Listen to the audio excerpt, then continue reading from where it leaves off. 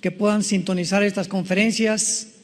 Ya estamos en cantidad, decenas de países que personas ávidas de conocer la verdad y de las Escrituras puedan sintonizarnos.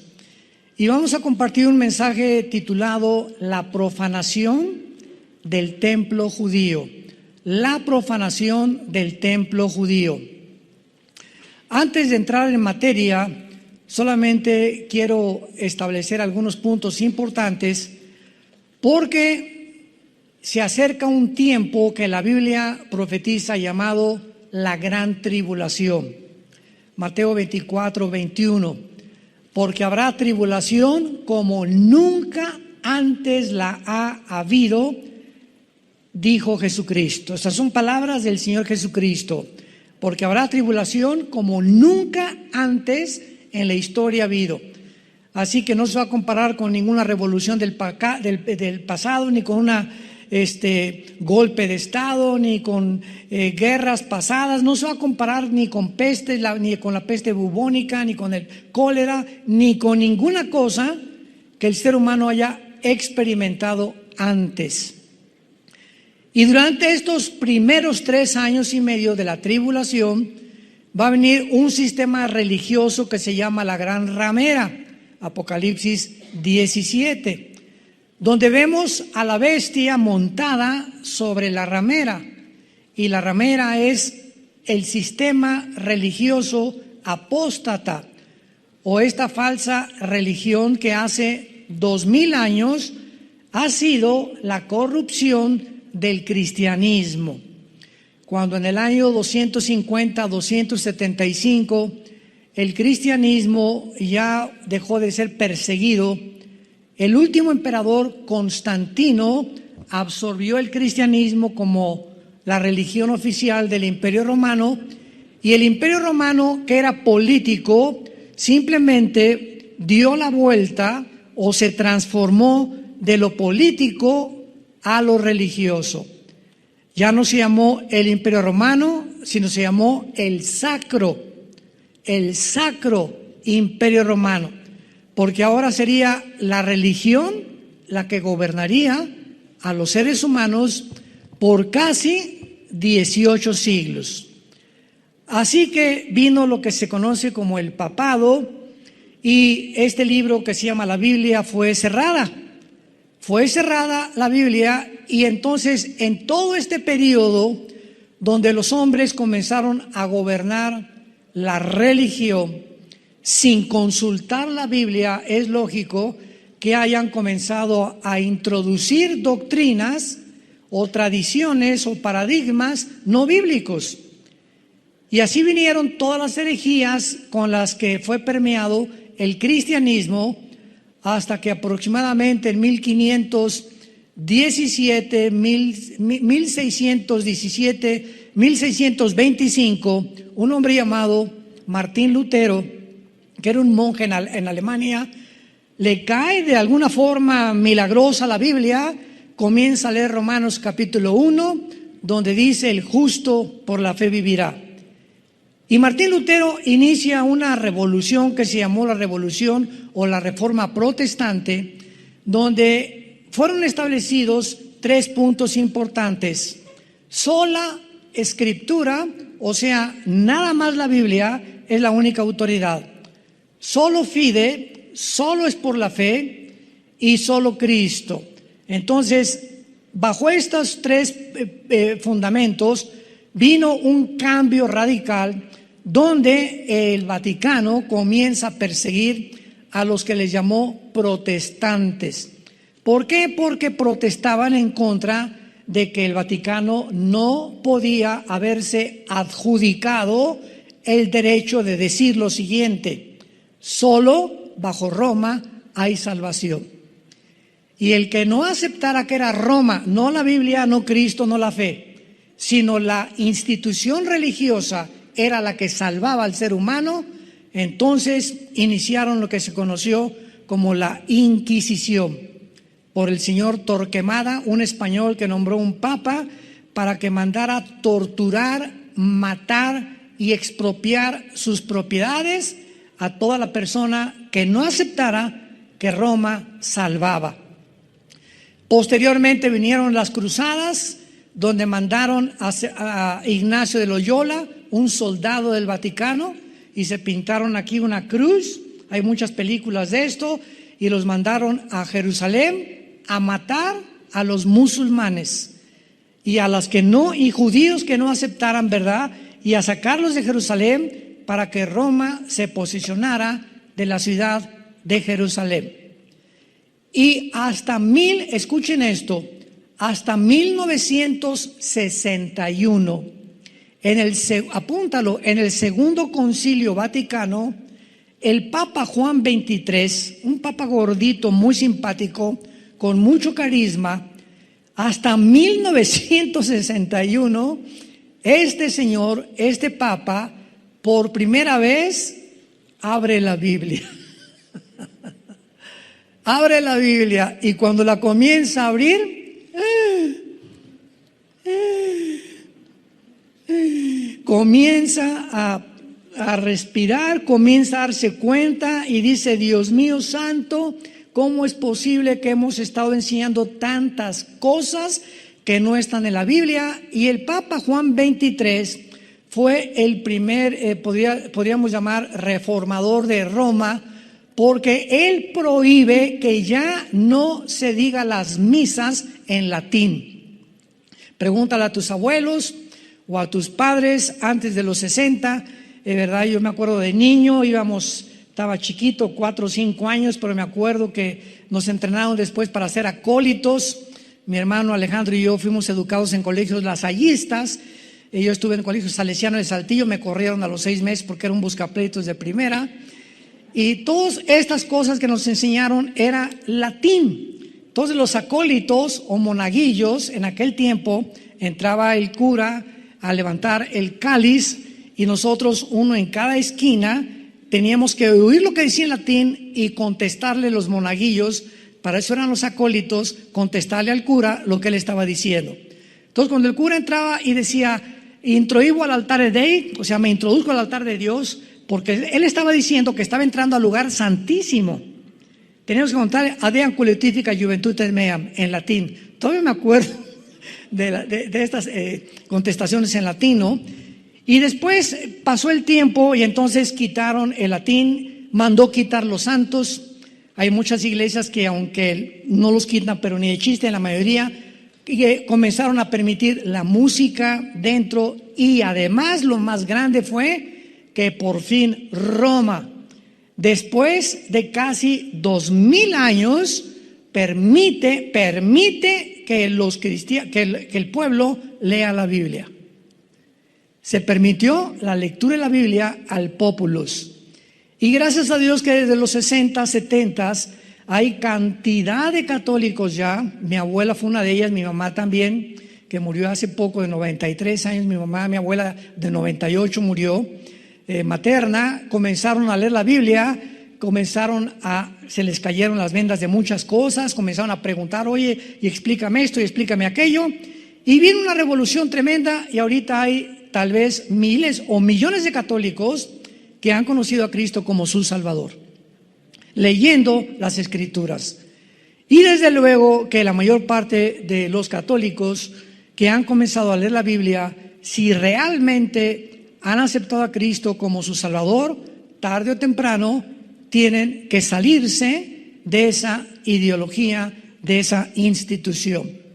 ¿Por qué? ¿Verdad? Porque el Espíritu Santo vino a iluminar nuestra mente y mostrarnos la verdad. Entonces, ¿qué fue lo que sucedió? Que el anticristo va a establecer un templo después de los primeros 3 años y medio, porque los primeros 3 años y medio va a ser un papa, el director del sistema religioso apóstata. Y una de las cosas más interesantes que han pasado en estos últimos meses, yo estoy asombrado de todo lo que está pasando. ¿Supieron ustedes que el Papa Francisco fue a Irak? Bueno, ustedes saben que en Irak, en el área de Irak o en la Mesopotamia, estoy hablando de Irak, Siria e Israel, se inició la civilización. desemboca en el Golfo Pérsico. Entonces, cuando encontramos en el Apocalipsis el río Éufrates se secó para que pasaran los reyes del oriente en el Antiguo Testamento y Babilonia cayó junto al río Éufrates, nos damos cuenta que la palabra Babilonia está atribuida actualmente a la nación de Irak. Y que la Biblia dice en Zacarías capítulo 5, versículo del 5 al 11, que en los últimos tiempos va a ser levantado un templo en Irak. Y Jeremías 50-51 habla claramente que Irak se convertirá en un imán para que las naciones lo ataquen. Y la Biblia dice claramente que en la ciudad de Irak serán los cuarteles generales del anticristo. ¿Me escucharon? En Irak se establecerán los cuarteles generales del anticristo y además estarán en Irak o en Babilonia el centro comercial más grande del mundo y de las finanzas. Wall Street de Nueva York se cambiará al Medio Oriente. Y allí estará el falso profeta gobernando la economía e imponiendo a los seres humanos la marca del 666 o la marca del anticristo. Y ahora que leo que el Papa fue a Irak, digo, Dios mío santo, ¿con qué velocidad las profecías se están precipitando? ¿A qué fue? Bueno, ya leyendo, ¿verdad? Dice que él fue a unir a las religiones y a juntarse con el archimandrita griego y a juntarse con los directivos de otras religiones, musulmanes, etcétera, etcétera. Y es importante que ahora en Irak y en el área de Arabia Saudita se esté construyendo un templo para las 3 religiones del mundo. Lo pueden encontrar ustedes en el internet. Esto es impresionante, me pone los pelos de gallina. Va a ser un edificio para los católicos, otro para los judíos, otro para los cristianos. Y ahí fue el Papa y la Biblia profetizó que esta región geográfica se convertiría en el centro del comercio y en el centro de la política internacional. Así que nos encontramos en tiempos, como les dije anteriormente, muy interesantes. En el libro Apocalipsis capítulo 13 que acaban ustedes de abrir, dice la Biblia en el versículo 11, vi otra bestia que subía de la tierra con 2 cuernos semejantes a los de un cordero, pero hablaba como dragón. Muchos han atribuido esta segunda bestia o el falso profeta al Papa, pero no es así, porque esta bestia, que es el falso profeta, y el anticristo, si leemos bien Apocalipsis y Daniel, encontramos que solamente se les otorgó, se les permitió 3 años y medio para gobernar el mundo. Nada más. Y el falso profeta y el anticristo, al terminar la gran tribulación o los últimos 3 años de la tribulación, los dos van a ser arrojados al lago de fuego. Así que no puede el falso profeta ser el jefe del sistema religioso de la gran ramera. El sistema religioso, Apocalipsis 17, es Roma. Va a ser la ciudad del Vaticano, que es la única religión en el mundo que tiene un banco, que tiene leyes, que es independiente del gobierno de Italia, que tiene su propia policía y que además tiene un lugar en las Naciones Unidas. Ninguna otra religión tiene un asiento en las Naciones Unidas, porque el Vaticano está considerado un estado político y una religión. ¿Ven ustedes la mezcla? La política con la religión. Y siempre tiene que haber la separación del Estado de la Iglesia. Roma violó esto y juntó la política con la religión. Y durante 18 siglos gobernó Europa, los papas, nadie se casaba, nadie podía comprar, nadie podía hacer nada, ni los príncipes de de Holanda, ni de Inglaterra, ni de España podían hacer nada sin el permiso del Papa. Ahora bien, este falso profeta, entonces, vamos al libro de Daniel, capítulo 9, y veamos que el anticristo va a hacer un pacto con el pueblo de Israel, que es donde nos vamos a adentrar en esta mañana, y vamos a ver todo lo que el anticristo va a hacer de una forma bastante resumida. Dice Daniel 9, versículo 27, está hablando del anticristo o del príncipe que en el versículo 26 ha de venir. Por otra semana, esta palabra semana, Shavuot, es de 7 años, que son los 7 años de la tribulación. Por eso se le llama la semana 70 de Daniel, porque esta semana falta de completar los 490 años de las 70 semanas que en el versículo 24 se le prometieron o profetizaron a Daniel. Por otra semana, o sea, está hablando del anticristo, o por 7 años, confirmará el pacto con muchos, y a la mitad de la semana, o sea, a los 3 años y medio, ¿me van siguiendo? A la mitad de la semana, la mitad de 7 es 3 y medio. Hará cesar el sacrificio y la ofrenda. Después, con la muchedumbre de las abominaciones, vendrá el Shamem, en el hebreo, que se tradujo el desolador, o el devastador, o el destructor, hasta que venga la consumación y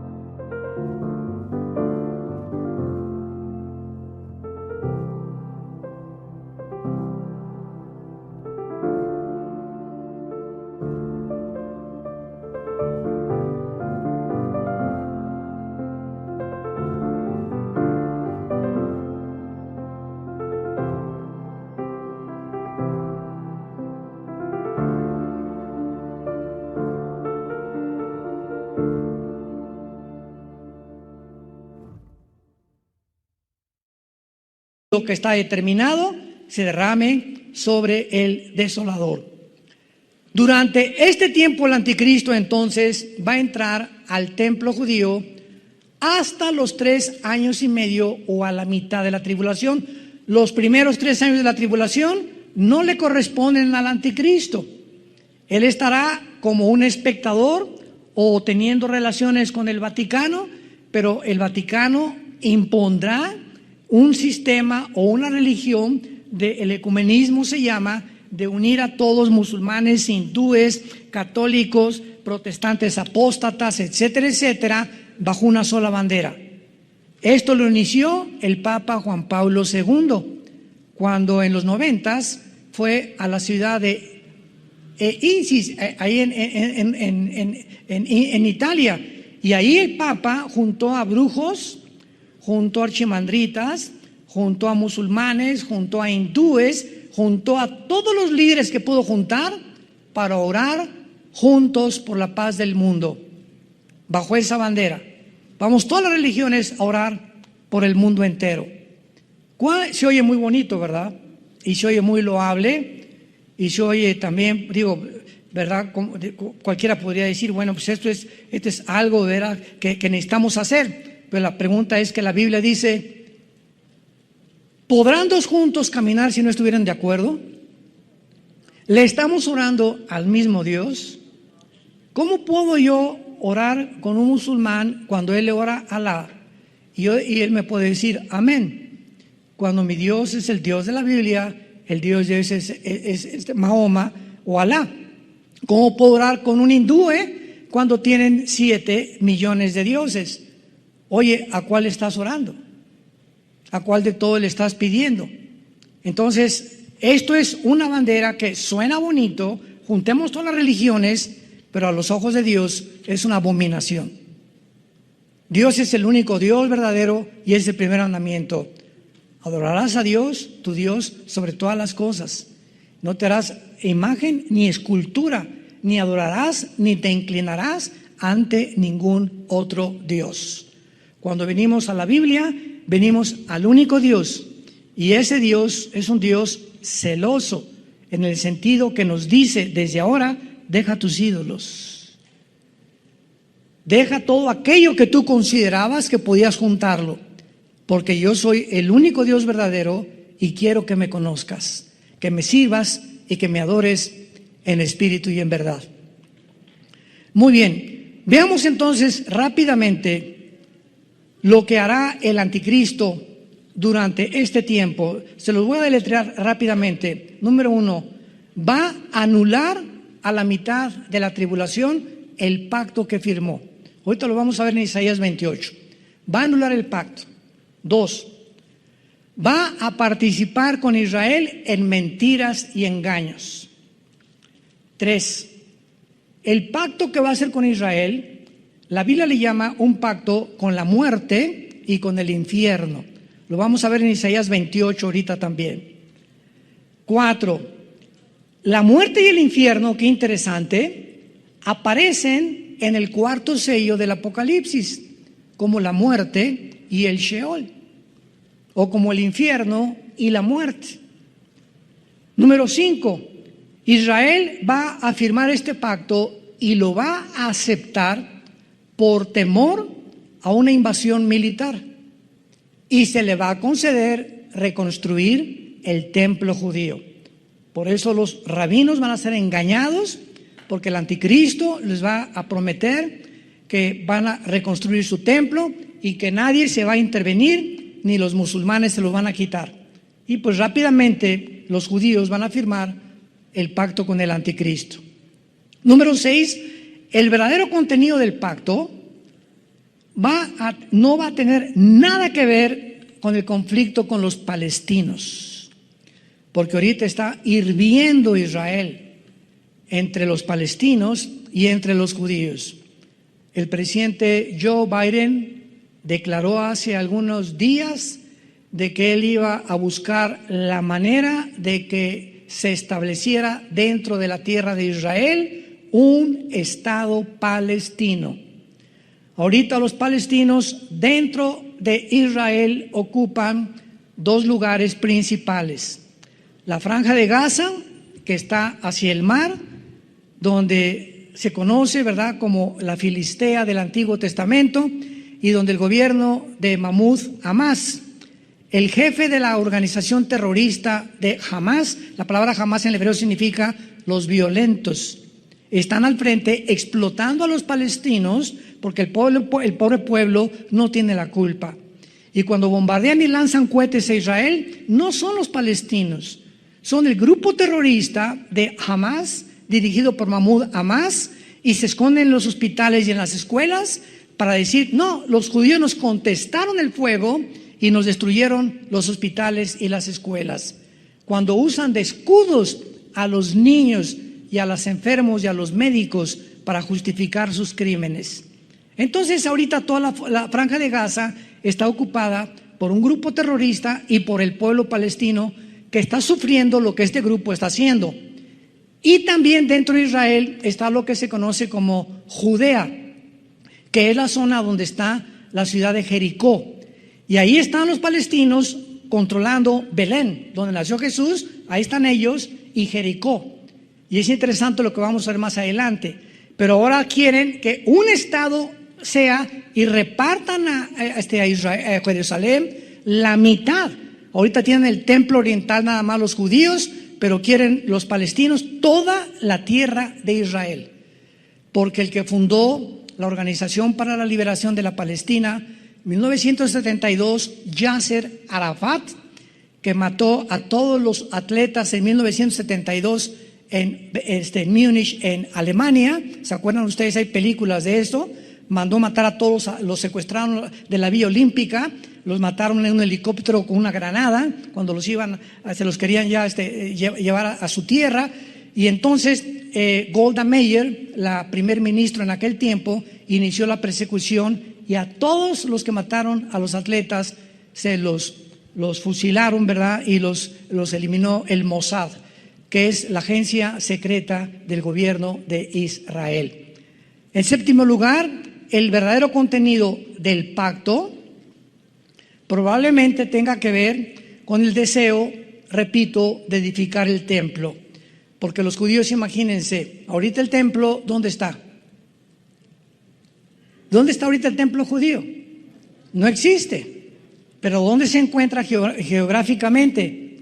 Debajo de la cúpula o de la mezquita de Omar, que es esta cúpula dorada que en cualquier foto de Jerusalén se ve. Cuando fuimos a Jerusalén, muchos de ustedes nos permitieron entrar, nos teníamos que quitar los zapatos, ¿verdad? Ahorita ya no se puede entrar adentro, pero en aquel tiempo nos permitieron entrar, éramos como 300 los que fuimos en ese viaje a Israel. Y esta cúpula, debajo de la cúpula esa dorada que ves en las fotos, debajo se encuentra sepultado lo que era el templo judío, que en el año 70 después de Cristo, él lo profetizó, Mateo 24, no quedará piedra sobre piedra, derribaron completamente e incendiaron Jerusalén, y fueron expulsados los judíos hasta el 48 que regresaron. Y en el año 604 después de Cristo, un musulmán, ¿verdad? Omar, uno de los musulmanes, levantó la mezquita. Entonces esa mezquita fue levantada 600 años después sobre el templo judío. Y los judíos, para que puedan reconstruir el templo, imaginémonos, pues tienen que destruir la mezquita, ¿verdad? Tienen que hacerla a un lado. Por eso no lo han podido hacer. Ahora, si esto sucede, imaginémonos la guerra que sobrevendrá en el Medio Oriente cuando les quiten a los musulmanes su mezquita. Si así se amarran bombas y se avientan, porque hay 72 vírgenes esperándolos en el cielo, pobres niños, ¿verdad? Que desde niños los adoctrinan, que si son mártires, son héroes delante de Alá. ¿Cómo no van ellos a provocar una guerra internacional si les quitan la mezquita, que es el lugar más sagrado? Porque dicen que de ahí Mahoma en un caballo blanco se fue al cielo. Entonces algo va a pasar, no sabemos, una guerra, tal vez la invasión de Ezequiel 38, que se junta Rusia, Turquía, Irán, Libia, Indonesia, algunas naciones del norte de África se vienen sobre Israel, son destruidas de acuerdo a Ezequiel 39, y tal vez después de esa devastación destruyan la mezquita y entonces el anticristo les permite, les garantice a los judíos, una vez que destruyeron la mayor parte de las naciones musulmanas, que pueden levantar su templo y puedan comenzar otra vez a adorar como lo hacían en el Antiguo Testamento. Ahora, muy bien, vamos a hacer alguna especulación con la agenda del anticristo. Repito, es una especulación que podemos imaginarnos lo que puede suceder, porque mientras en Apocalipsis 11 los dos testigos se han muerto, ¿se acuerdan? Que la bestia que sube del abismo, que es el anticristo, los va a matar. Mientras maten a los dos testigos, el anticristo tal vez por televisión estará viendo, ¿verdad?, dando a conocer a todos sus actividades del templo judío, porque los dos testigos serán muertos en la segunda parte de la tribulación. Y veamos a continuación, especulando un poco, las posibles actividades que el anticristo hará en la ciudad de Jerusalén. Vamos a escoger el viernes como su punto.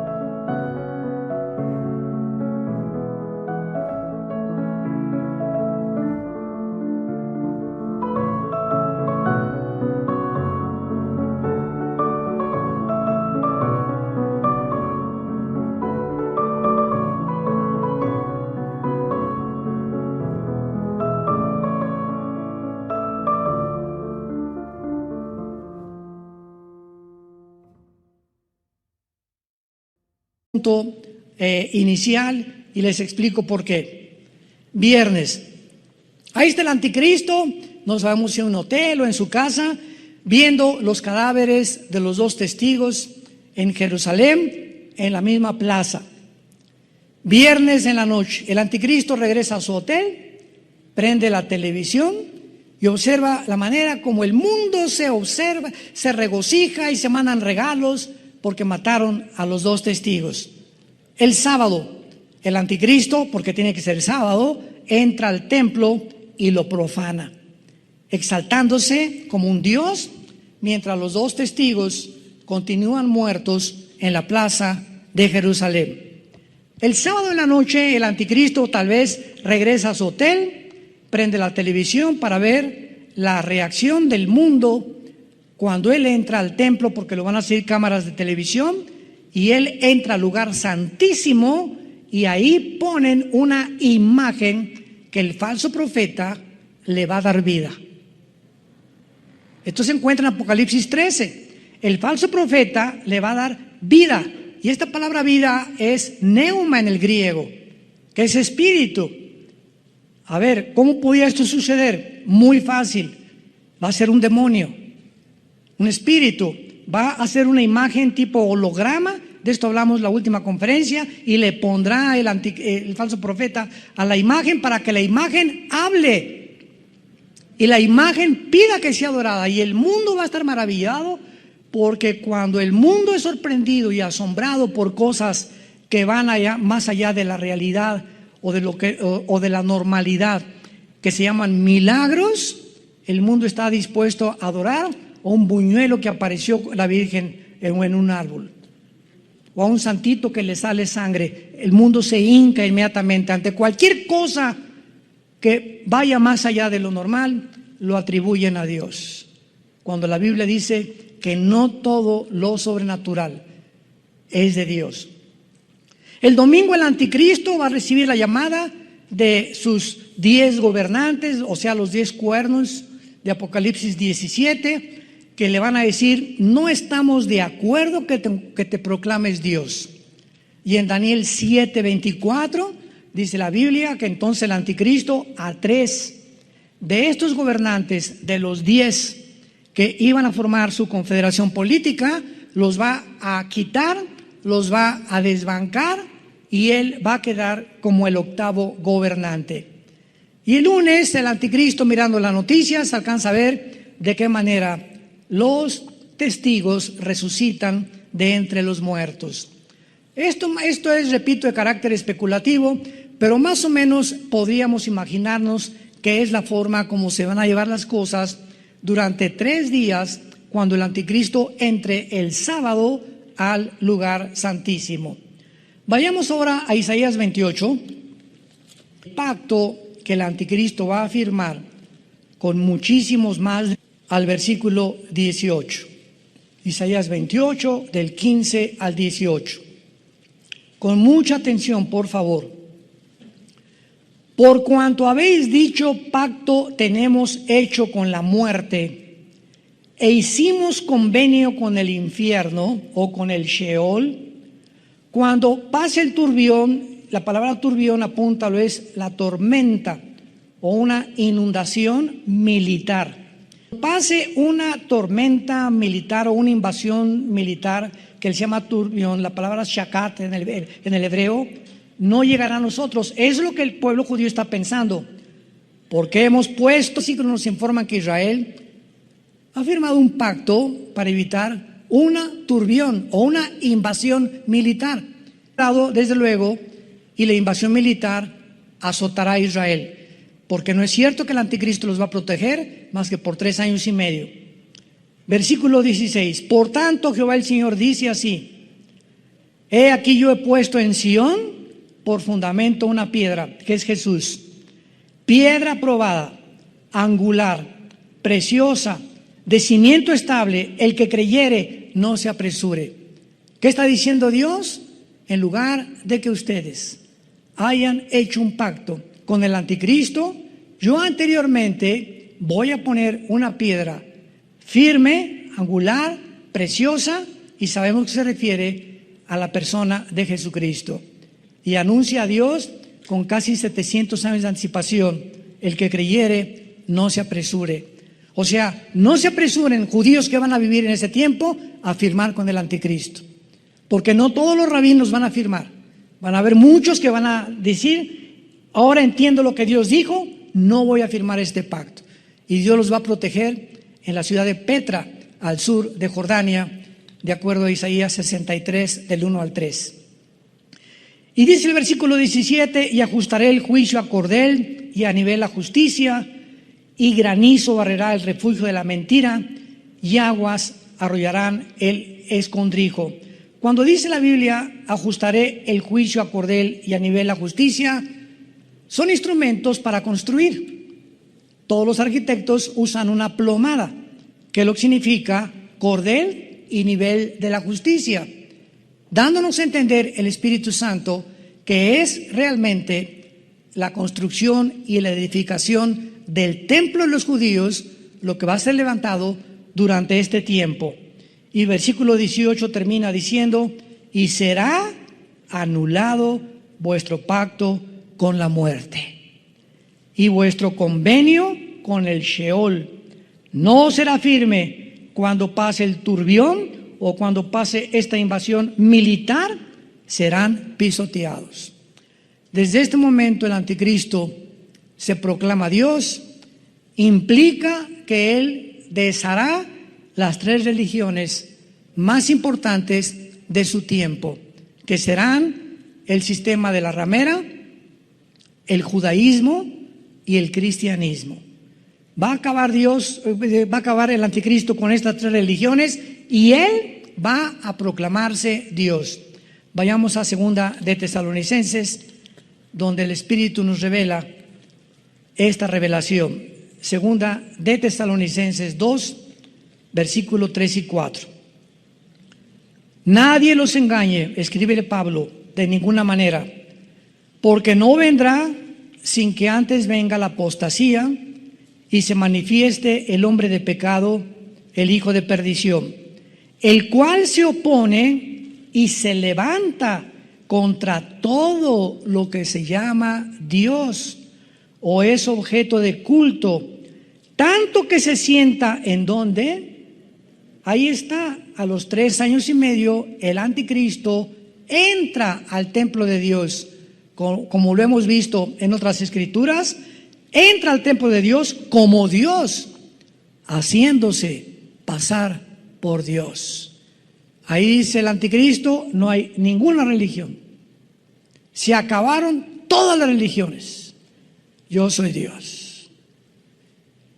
Y él repite y consuma y termina y finaliza la mentira del huerto del Edén. Cuando inició la creación, la serpiente le dijo a Eva: no es cierto que vas a morir, serás como Dios. Y la mujer entendió esto y aceptó comer del fruto del bien y del mal. Esa mentira es la que más adelante habla claramente el versículo 11 de la segunda carta de Tesalonicenses, que van a creer la mentira. Es la mentira que ha recorrido toda la historia del ser humano. El hombre ha creído lo que la serpiente le dijo a Eva y los hombres se han endiosado con ellos mismos. Alejandro el Magno, Aníbal, Napoleón Bonaparte, Saddam Hussein, José Stalin, Adolfo Hitler, Benito Mussolini, etcétera, etcétera, etcétera. Todos los grandes conquistadores, todos los grandes dictadores creen y han creído que ellos pueden controlar el mundo. Y todos, Nabucodonosor, todos han querido, los Césares romanos, se hicieron adorar como dioses. Y llegamos al siglo XXI, donde los seres humanos siguen creyendo que somos dioses. Si tú no tienes a Cristo, has creído la mentira de la serpiente. ¿Por qué? Porque has creído que tú puedes hacer tus 10 mandamientos. Yo no necesito los 10 mandamientos de Dios. Yo no necesito el código moral de Dios. Yo no necesito los principios de ética de Dios. Yo puedo hacer y determinar lo que es bueno y lo que es malo. Lo que yo hago nadie puede decir, yo sé que yo estoy bien, y comienzas a convertirte en un Dios. Esta es la razón por la cual el ateísmo es insostenible filosóficamente. Porque si tú vienes y me dices, pues yo soy ateo, yo te contesto, bueno, me estás diciendo que no crees en ningún Dios, ¿verdad? Es una contradicción filosófica, porque al decirme no creo en Dios, me estás diciendo que tú eres Dios. Porque si no hay Dios, eres Dios para ti mismo. ¿Qué significa Dios? Un ser supremo absoluto. Y tú estás erigido como tu ser supremo y absoluto. Y si tú mismo que no crees en ningún Dios, entonces tú pones las reglas y tú estableces tu forma de vivir. Y solo Dios puede hacer eso. Cabeza de albóndiga. Como me dijo una vez mi abuelo cuando yo le dije que yo era ateo.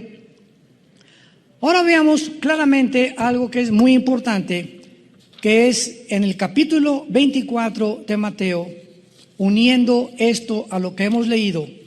El Señor Jesucristo, previendo lo que iba a pasar cuando el anticristo violara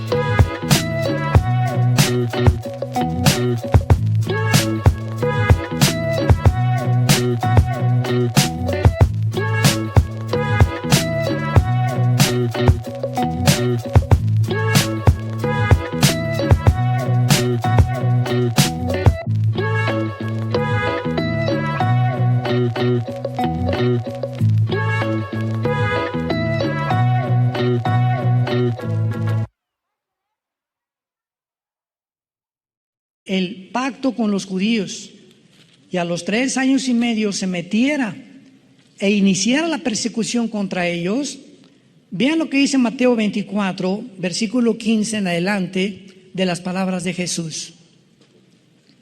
Por tanto, cuando veáis en el lugar santo, o sea, en el lugar dentro del templo, ¿verdad?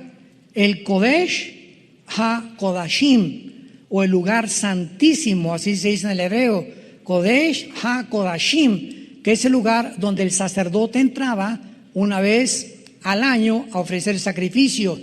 Cristo está diciéndoles, cuando vean en el lugar santo la abominación desoladora que habló, ¿quién? El profeta Daniel. El que lea entienda, o sea, la gente en el tiempo del anticristo podrán ser testigos cuando realice este acto abominable de entrar al templo, y desde luego la gente que esté dentro del templo. Y Jesús está refiriéndose, como lo vamos a ver más adelante, y esto nos pone los pelos de punta, como lo vamos a ver. Cuando veáis a la abominación desoladora que habló el profeta Daniel, entonces los que estén en Toluca, en Tlalnepantla, en México. ¿Por qué Cristo describe un lugar geográfico? ¿Por qué Cristo se refiere exclusivamente a un grupo de judíos, a un lugar geográfico, Judea, que es ahorita el lugar ocupado por los palestinos? ¡Wow! Los que están en Judea huyan a los montes. ¿Por qué? Porque ahorita esta zona geográfica que está ocupada, que se llama el Banco Oriental o Judea, que ahorita ya está ocupado por los palestinos, en cuanto el anticristo entre al templo, todos los que están contra los judíos van a salir a matarlos.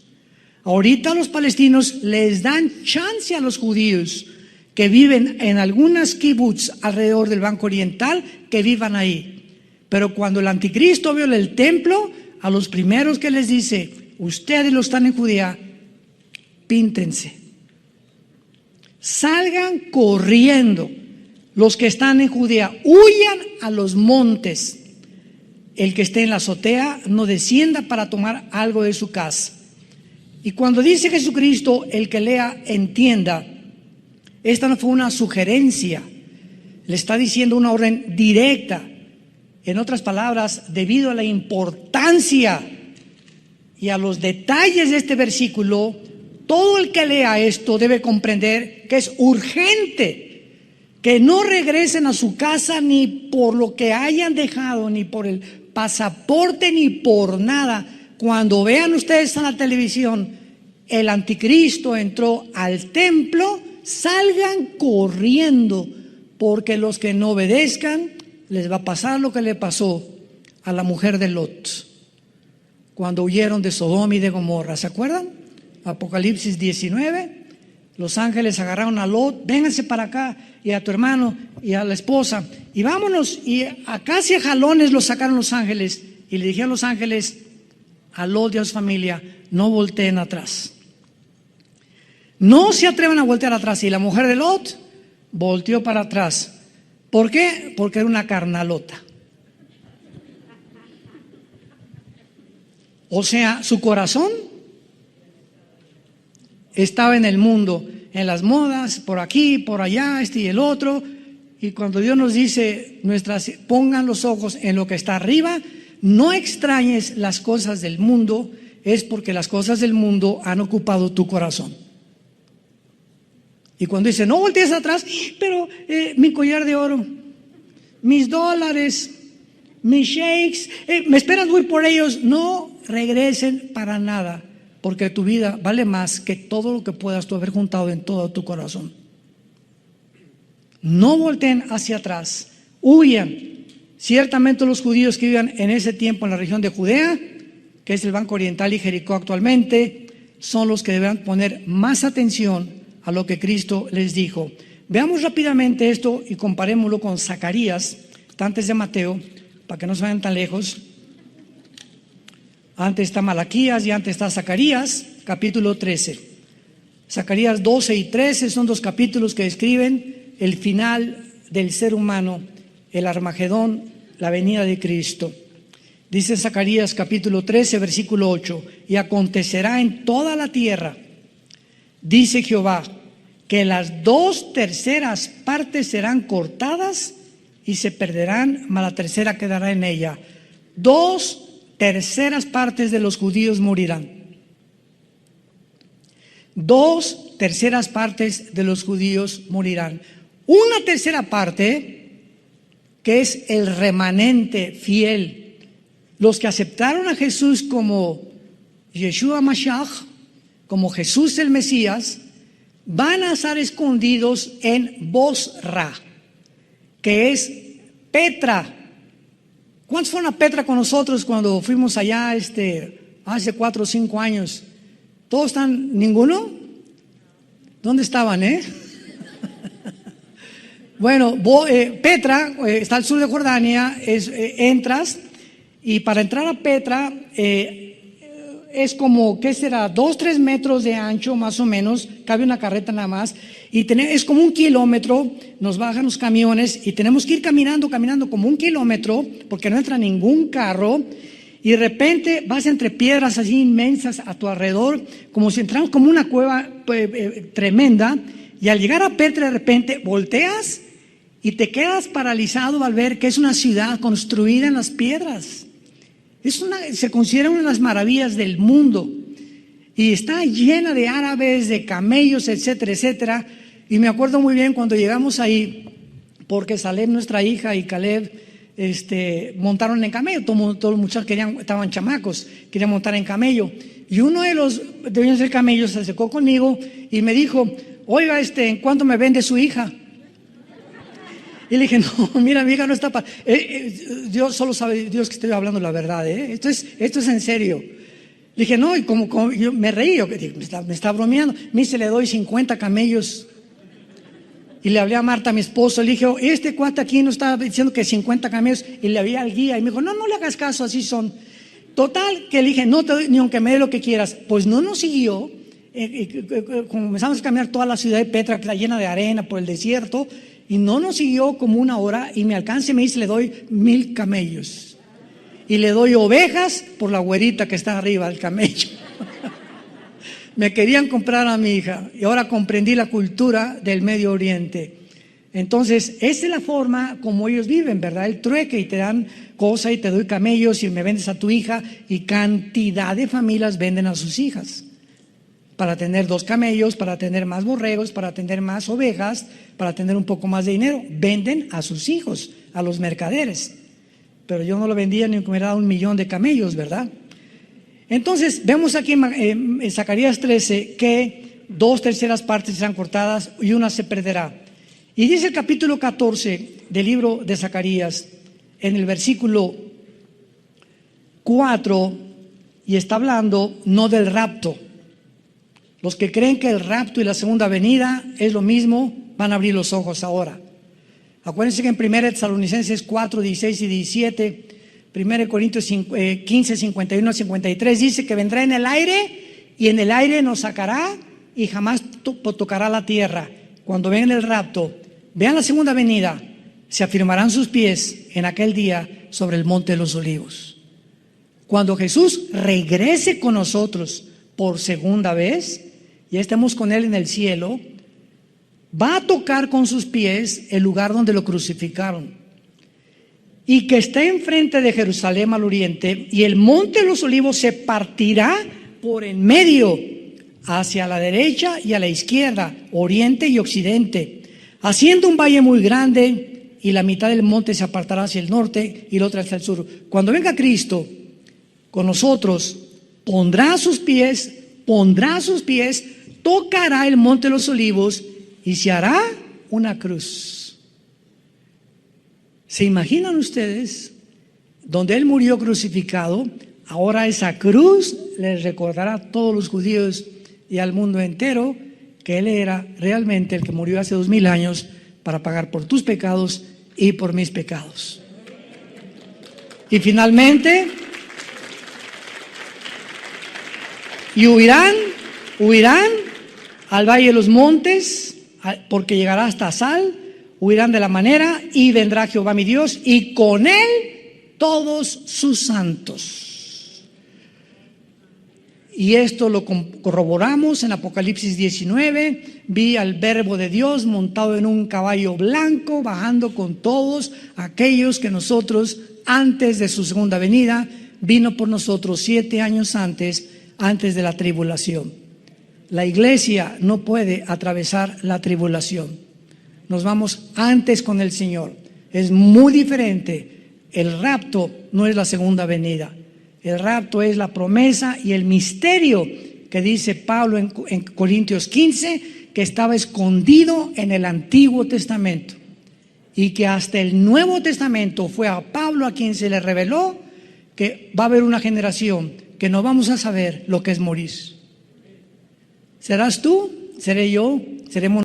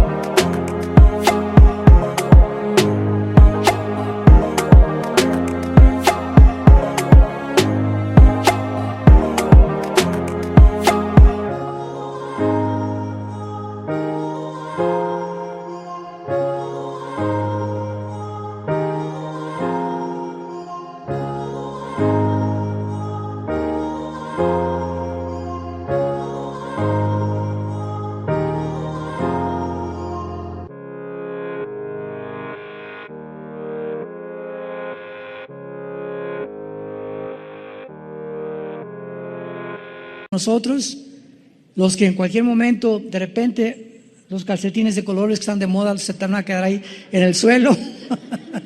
Tus guaraches, tus zapatos, tu bolsa de Gucci y todo lo que tú te hayas comprado, ahí se queda y desaparecemos. Y el mundo como loco, desaparecieron millones de personas, los noticieros de televisión, aviones que van a chocar porque los pilotos desaparecieron, congestionamiento de tráfico, congestionamiento de noticieros, todos los niños van a desaparecer de todos los cuneros y de todos los, ¿cómo se llama? Donde los kinders, etcétera, etcétera. Y vamos a darnos cuenta entonces cuando estemos con Él en el cielo que valió la pena haber creído en el nombre del Hijo de Dios. ¿No quisieras tú en esta mañana aceptar a Cristo en tu corazón?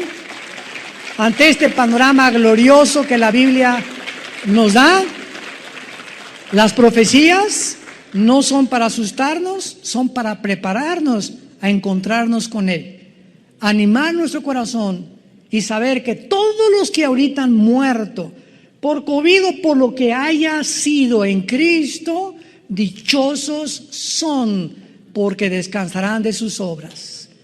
Todos los que ahorita y los parientes que me oigan, que tú has tenido alguien que se ha muerto en Cristo, gózate y alégrate con el solo pensamiento que se encuentra en un lugar muchísimo mejor que Tlalnepantla.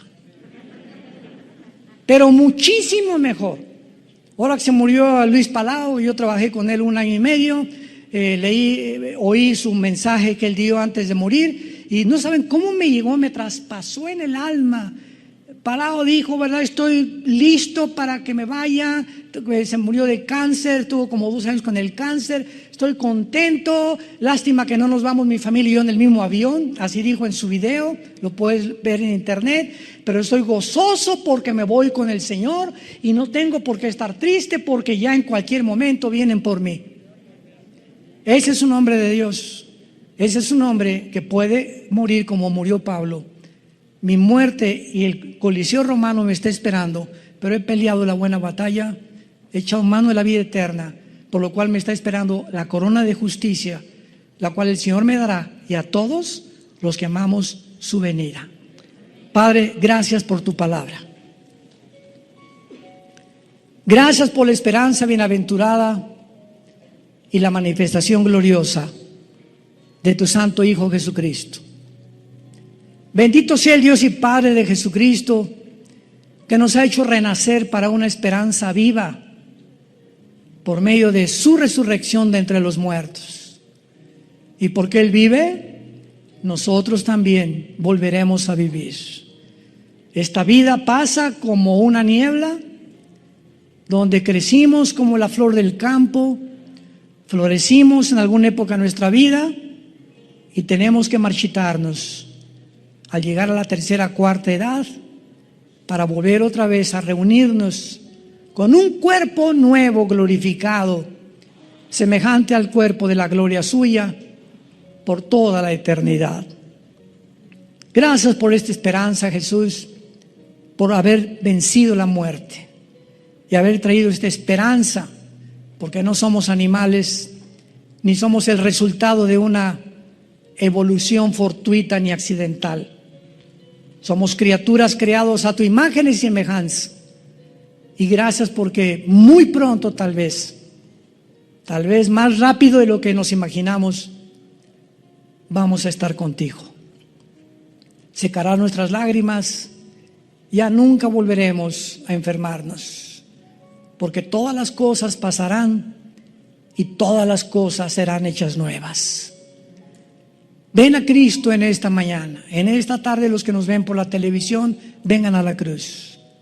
Te invito a que vengas, a que te arrepientas de tus pecados, que le pidas perdón a Dios por tu vida y Él te va a perdonar, no importa lo que hayas hecho. En la sangre de Jesucristo hay perdón.